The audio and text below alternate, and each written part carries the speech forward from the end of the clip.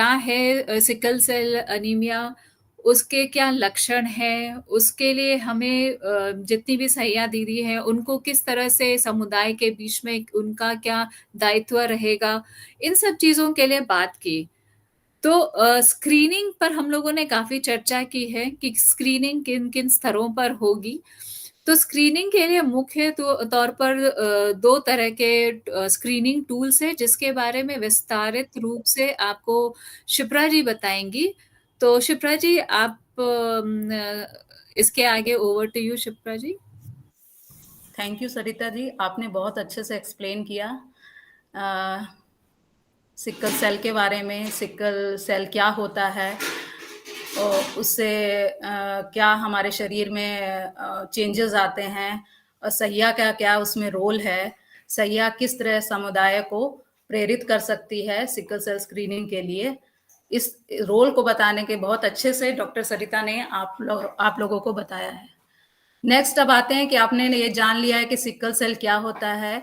Sickle cell अगर हो जाए तो सहिया उसके लिए क्या किया जा सकता है, और सहिया कैसे समुदाय में इस लोगों को प्रेरित कर सकती है स्क्रीनिंग के लिए, ये सब के बारे में जाना। अब हम जानते हैं कि स्क्रीनिंग कैसे किया जाता है। स्क्रीनिंग के लिए 2 प्रकार के परीक्षण होते हैं। एक होता है घुलनशीलता परीक्षण। घुलनशीलता परीक्षण को बोलते हैं सॉल्युबिलिटी टेस्ट। यह एक यह एक टेस्ट ट्यूब आधारित परीक्षण है जिसका उपयोग बड़े पैमाने पर स्क्रीनिंग के लिए किया जाता है। इसमें हमको एक टेस्ट ट्यूब की ज़रूरत होती है, और उसमें एक सॉल्यूशन डाला जाता है, और उसके बाद एक बूंद आपका ब्लड डाला जाता है। उससे हमको ये पता चल जाता है कि सामने वाले व्यक्ति को सिकल सेल है कि नहीं है। यह एक त्वरित परीक्षण है और बहुत कम रक्त के नमूनों की आवश्यकता होती है। यह तुरंत किया जाता है, त्वरित परीक्षण है, और इसमें हमको ब्लड जो रक्त होता है उसके बहुत कम सैंपल की ज़रूरत होती है, बहुत ज़्यादा हमको लेना नहीं है, 1 बूंद से ये टेस्ट हो जाता है। घुलनशीलता परीक्षणों का उपयोग स्क्रीनिंग साइटों या स्वास्थ्य सुविधाओं पर किया जा सकता है, और इसका टेस्ट कहाँ पर किया जा सकता है? जहाँ पर आपका स्क्रीनिंग साइट है, जैसे अभी चल रहा है पीएम पीवीजीटी मिशन, तो हम लोग जहाँ हमारे प्रिमिटिव ट्राइब है वहाँ पर हम लोग कैंप लगा रहे हैं, तो वहाँ ये किया जा सकता है। स्वास्थ्य सुविधाएं जहाँ दी जा रही हैं वहाँ इसको जैसे कि हेल्थ एंड वेलनेस सेंटर हो गया, सीएससीज हो गए, और हमारे जो वीएचएनडी के दौरान जो आंगनवाड़ी केंद्रों में ये सब किया जा सकता है। यह परीक्षण रक्त में सामान्य हीमोग्लोबिन की उपस्थिति के बारे में बताता है, और ये किस चीज के बारे में बताता है कि हमारे जो रक्त में सामान्य हीमोग्लोबिन है कि सिकल सेल वाला हीमोग्लोबिन है। से सामान्य हीमोग्लोबिन को हीमोग्लोबिन ए बोलते हैं, HbA, और सिकल सेल वाले को क्या बोलते हैं? HbS। एस मतलब सिकल सेल, तो वो सिकल शेप का रहता है।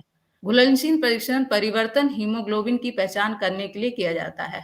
परिवर्तित, इसमें क्या होता है, जो हीमोग्लोबिन जो परिवर्तित हो जाता है, जब आप टेस्ट ट्यूब में 1 बूंद ब्लड डालेंगे और हमारा रिएजेंट जाएगा, उसमें रिएजेंट में हमारा सोडियम मेटा बाइसल्फाइट होता है, जिसको डिस्टिल वाटर में घोलकर टेस्ट ट्यूब में डाला जाता है, उसके बाद ब्लड डाला जाता है।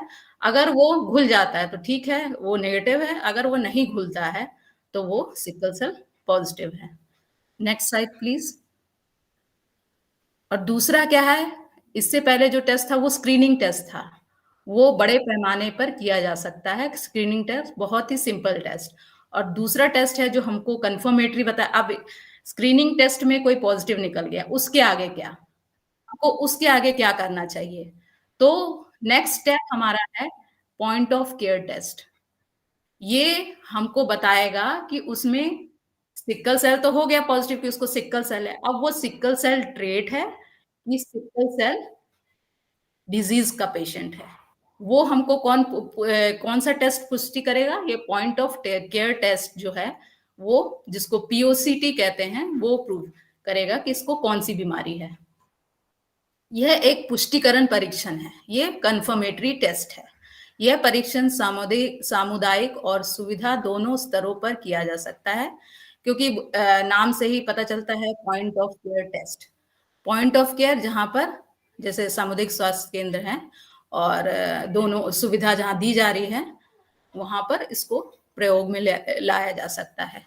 यह सामान्य वाहक और रोगग्रस्त व्यक्ति के बीच, तो ये क्या है, क्या ये किस लिए किया जाता है? क्योंकि पहले तो आपने स्क्रीन कर लिया, आपको सोल्युबिलिटी से उससे आपको पता चल गया कि पॉजिटिव है कि नेगेटिव।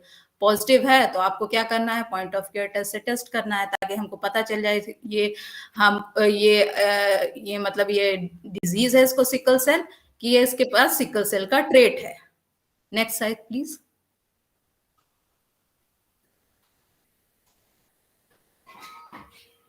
अब हम आते हैं, ये तो आपको टेस्ट के बारे में बता दिया गया कि आप वो टेस्ट कैसे किया जा सकता है।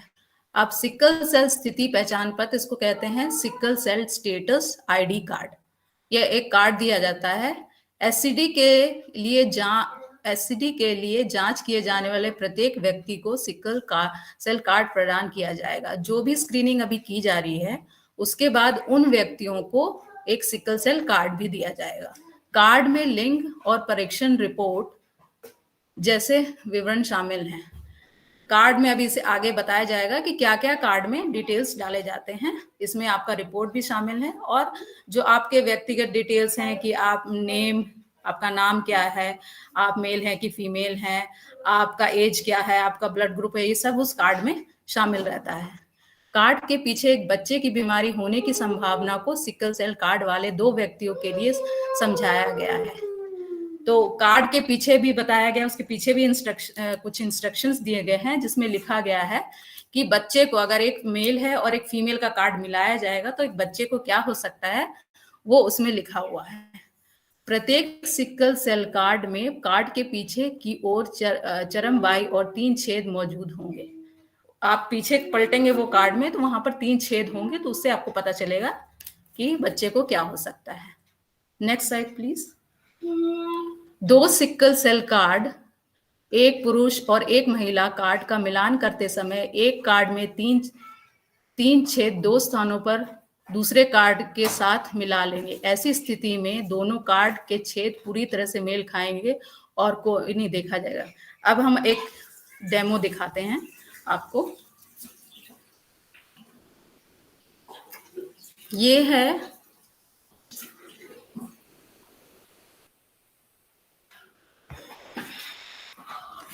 ये एक मेल का कार्ड है। ब्लू कलर आप जो देख रहे हैं, आपको उल्टा दिखाई दे रहा होगा क्योंकि ये कैमरा है। तो ब्लू कलर का लाइन है, ये बताता है कि ये मेल है और मेल का कार्ड है। और ये जो यहाँ जो छेद के बगल में जो है, ये सफेद है। सफेद का मतलब है कि ये नॉर्मल है। स्क्रीनिंग के समय ये पॉजिटिव नहीं पाया गया, ये नॉर्मल इंसान है, नेगेटिव पाया गया। अब ये नॉर्मल के पीछे ये दूसरा कार्ड है फीमेल का, दूसरा कार्ड है ये फीमेल का। ये पिंक कलर का लाइन बताता है कि फीमेल का कार्ड है और ये भी नॉर्मल है, क्योंकि ये जो छेद है यहाँ पर आपके, यहाँ देखिए सफेद है, तो छेद के बगल में जो है वो सफेद है। सफेद है मतलब ये नॉर्मल है, चारों छेद सफेद हैं, जो दिखाया मार्क दिखाया गया है वो सफेद है, तो उससे ही पता चलता है ये नॉर्मल है।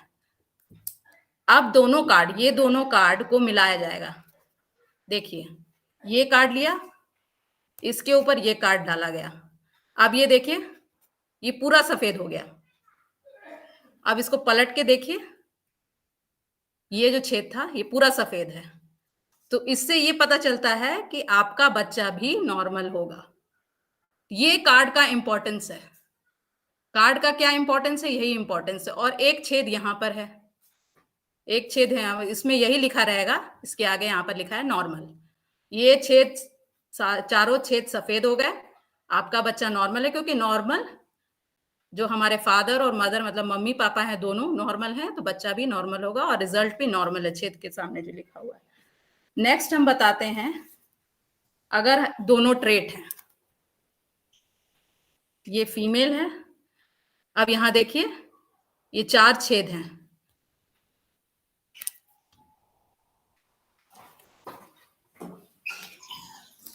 ट्रेट का नहीं है, ये डिजीज का है, क्योंकि ये चारों छेद में आप येलो कलर का देख रहे हैं। ट्रेट में ये हाफ वो हो जाता है येलो, मतलब 4 छेद में 2 छेद सफेद रहेंगे, तो ये ट्रेट में होता है। लेकिन ये डिजीज का है, तो ये फीमेल कार्ड है, ये सिकल सेल डिजीज का है। अब ये मेल कार्ड है, ये क्योंकि चारों येलो है तो ये सिकल सेल डिजीज मेल है। अब ये दोनों कार्ड को मिलाएंगे, ये फीमेल है और ये मेल है, ये मिलाए, ये मैंने मिला दिया। मिलाने के बाद देखिए पूरा पीला हो गया, पीछे पलट के देखिए ये पूरा पीला हो गया। पूरा पीला होने का मतलब है आपका बच्चा 100% डिजीज पैदा होगा।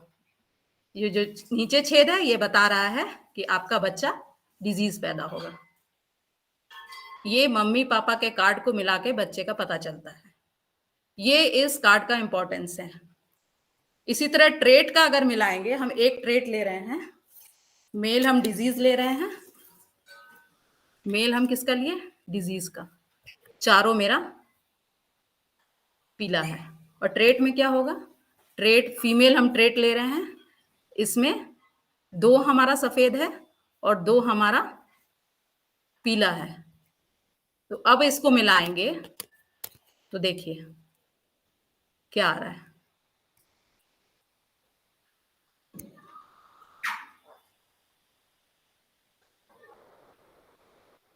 इसमें 2 साइड पूरा पीला आ रहा है और 2 साइड आपका ट्रेट दिखा रहा है। इसका मतलब आपका 50% चांस है बच्चा डिजीज पैदा होगा और 50% चांस है बच्चा ट्रेट वाला पैदा होगा। और पीछे ऐसे मिलाएंगे तो ये भी वही बता रहा है, यहाँ छेद में लिखा रहेगा 50% चांस आपका बच्चा डिजीज पैदा होगा और 50% चांस है आपका बच्चा ट्रेट पैदा होगा। तो कार्ड इसीलिए छपाया जा रहा है यही बताने के लिए कि अगर 2 ट्रेट वाले 2 डिजीज वाले अगर शादी करते हैं या नॉर्मल इंसान शादी करते हैं, और नॉर्मल इंसान में तो सब नॉर्मल होगा, लेकिन ट्रेट और डिजीज वाले अगर शादी करते हैं तो उनको डायरेक्टली नहीं बता के कार्ड के माध्यम से बताएंगे कि कैसे क्या प्रभाव पड़ेगा, तो वो ज्यादा लोगों पर इफेक्टिव होता है।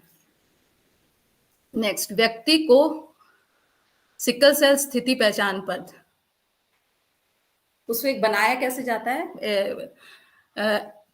स्क्रीनिंग कैंप में लोगों की जांच की जाती है और जो लोगों की जांच के साथ जो स्थिति की पहचान की जाती है वो 3 तरह का होता है। एक सामान्य होगा, एक रोगी होगा, एक कैरियर होगा, जो अभी आपको बताया गया। तो सामान्य और रोगी और कैरियर के हिसाब से वो डेटा लेकर कार्ड जारी किए जाते हैं और फिर अगर रोगी और कैरियर है तो उनका काउंसलिंग किया जाता है और साथ में इलाज हेतु रेफर किया जाता है। ये अभी मैंने बताया कि ये पुरुषों के लिए नीला कार्ड होता है।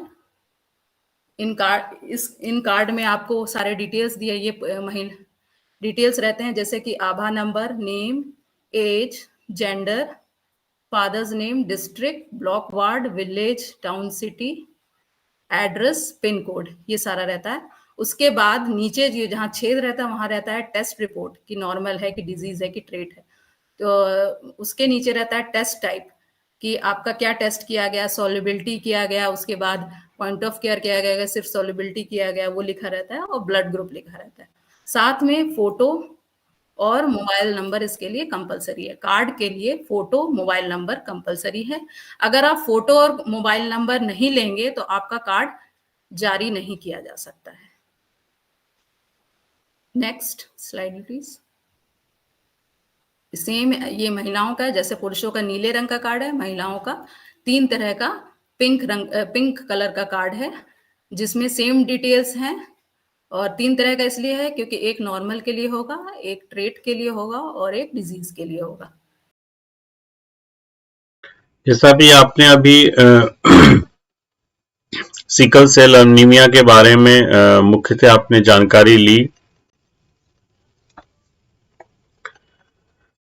हम लोग अब चाहेंगे कि ये जो प्रशिक्षण है उसके आखिरी पड़ाव में है और ये जानने की कोशिश करते हैं कि हमने अभी तक हम लोग ने क्या क्या ये सिकल सेल अनीमिया के तक पढ़ा है। तो जैसा आप सब जान रहे हैं कि सिकल सेल जो है वो एक लाल रक्त कोशिकाओं को प्रभावित करती है और ये एक आनुवांशिक रोग है। आनुवांशिक मतलब एक अपने परिवार से ही ये आगे बढ़ता है ये रोग, और ये कोई बीमारी नहीं है, ये एक आनुवांशिक रोग है। और ये हमारे जो लाल रक्त कोशिकाएं हैं उसको जो अमूमन गोल रहता है उसको ये सिकल सेप में बांट देती है, इसीलिए इसका नाम सिकल सेल रखा गया है। और ये हमारा ये ज्यादातर माता पिताओं से ही बच्चों के जीन्स में पहुंचता है और इसका कोई अन्य माध्यम नहीं है, ना ये छूने से फैलता है, ना ही ये हमारे उस तरह का है बीमारियों में आता है। ये ज्यादातर अपने माता पिताओं से ही बच्चों में पहुंचता है। और जिस तरह हम लोग ने ये पूरे एक अभी तक पढ़ा कि हम लोग को 3 तरीके की इसमें देखा गया है। एक सामान्यता रहता है, एक ट्रेड जिसमें बीमारी रहती है लेकिन दिखता नहीं है, और एक जिसमें लक्षण जारी हो जाते हैं और ये कंफर्म हो जाता है कि उसको सिकल सेल है। तो ये इस तरह दिखाया गया है कि कैसे कैसे अगर माता पिता में अगर इस तरह के हैं तो जो बच्चा पैदा होगा उसमें क्या हो सकता है जो SCD के तहत। तो वही संभावनाओं के बारे में हमने विस्तार से चर्चा किया है। जब माता पिता दोनों ही अगर सिकल सेल रोग है तो वो 100% मतलब कि 100% उनके बच्चे जो होंगे वो सिकल सेल से ग्रसित ही होंगे। अगर माता पिता में से किसी एक को सिकल सेल के लक्षण है, दूसरे को नहीं है, तो संभावना है कि 50% बच्चों में ये सिकल सेल बच्चे होंगे और बाकी 50 या नॉर्मल होंगे या फिर वो आगे ले जाने के लिए कैरियर के तौर पर रहेंगे। उसी तरह अगर दोनों ही माता पिता दोनों में ही सिकल सेल के गुण होते हैं तो उसमें संभावना यही है कि जो 25% है वो एक बच्चा जो पैदा होगा वो सिकल सेल से ग्रसित होगा। उसी तरह इसके बारे में हमने विस्तार से किया कि अगर सिकल सेल किसी को हो जाता है तो उसको लोगों के लिए तो टेस्ट आप जान ही रहे हैं, लेकिन हाँ कुछ लक्षण है जो देखा जा सकता है, जो अमूमन हम लोग खून की कमी के दौरान देखा जाता है, जैसे कि पीला पड़ जाना उसका शरीर, या बार बार संक्रमण होना या बीमार पड़ना, आंखों का पीला पड़ना, या पीठ में बहुत दर्द होना, या उनके जो स्प्लीन होते हैं जो तिल्ली बोलते हैं वो बढ़ जाता है, जो अमूमन हमारे पसली के नीचे पाया जाता है, और सूजन आ जाना, या वो बहुत जल्दी थक जाना या थकान होना या सांस फूलना, या जैसे अनीमिया की कमी के कारण जो खून की कमी के कारण जो जो लक्षण दिखते हैं वो अमूमन दिखते हैं, और या जोड़ों का दर्द, या उसमें जो रोग प्रतिरोध जो क्षमता है लड़ने की वो घट जाती है। तो ये अमूमन लक्षण है। और ये अगर आप बात करेंगे तो ये इसका जो बीमारी है वो अगली पीढ़ी तक ना जाए, इसका सबसे रोकथाम बहुत जरूरी है। अगर आप इसका बीमारी का उपाय ढूंढना चाह रहे हैं तो यही है कि इसको जितनी जल्दी हो सके इसको स्क्रीन करके पहचानना और वो आगे पीढ़ी तक ना पहुंच पाए, इसके लिए इसका रोकथाम करना, यही इसका सबसे बड़ा इस बीमारी का उपाय है।